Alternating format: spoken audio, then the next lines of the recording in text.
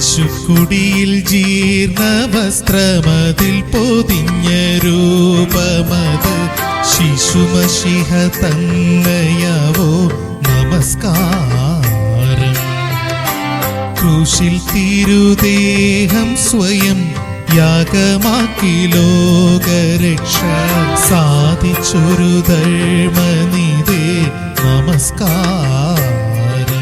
ക്രിസ്തുയേശുവിന്റെ നിസ്തുല്യ നാമത്തിൽ ശുഭസന്ദേശത്തിലേക്ക് സ്വാഗതം. വിശുദ്ധ വേദപുസ്തകത്തിൽ മത്തായി എഴുതിയ സുവിശേഷം 5-ാം അധ്യായം 48-ാം വാക്യത്തിൽ നാം ഇപ്രകാരം വായിക്കുന്നു: ആകയാൽ നിങ്ങളുടെ സ്വർഗീയ പിതാവ് സൽഗുണപൂർണൻ ആയിരിക്കുന്നത് പോലെ നിങ്ങളും സൽഗുണപൂർണരാകുവിൻ. ദൈവം സൽഗുണപൂർണനാണ്. അതായത് ദൈവം പെർഫെക്റ്റ് ആണ്. ഏത് കാര്യത്തിലാണ് ദൈവം സൽഗുണപൂർണനായിരിക്കുന്നത്?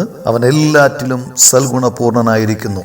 ദൈവം നിത്യനാണ്. അവനിൽ യാതൊരുവിധ പരിവർത്തനത്തിന്റെയും ആവശ്യമില്ല. ദൈവത്തിന്റെ ഒരു ഗുണവും കാലത്തിനനുസരിച്ച് മാറ്റം വരുന്നതല്ല. ദൈവം നീതിമാനാണ്. പാപിയായ മനുഷ്യനുള്ള ശിക്ഷ നിത്യമായ നരകമാണ്.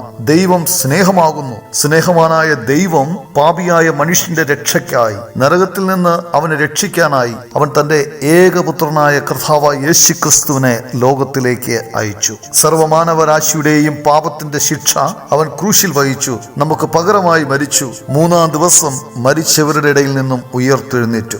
കർത്താവായ യേശുക്രിസ്തുവിൽ വിശ്വസിക്കുന്ന ഏവർക്കും പാപക്ഷമ പ്രാപിക്കാം. ദൈവം ന്യായാധിപനാണ്. കർത്താവായ യേശുക്രിസ്തുവിൽ വിശ്വസിക്കുന്നവരുടെ പാപങ്ങൾ അവൻ ക്ഷമിക്കുന്നു. യേശുക്രിസ്തുവിൽ വിശ്വസിക്കാത്തവരുടെ മേൽ ദൈവത്തിന്റെ ന്യായവിധി വസിക്കുന്നു. അവർക്കുള്ള ശിക്ഷ നിത്യമായ നരകമാണ്. മഹാസ്നേഹവാനായ ദൈവം നിങ്ങൾക്കായി ഒരുക്കിയിരിക്കുന്ന ഇത്ര വലിയ രക്ഷയെ വിശ്വാസത്താൽ സ്വീകരിച്ച് അനുഗ്രഹിക്കപ്പെടുവാൻ സർവേശ്വരൻ നിങ്ങൾക്ക് കൃപ നൽകട്ടെ.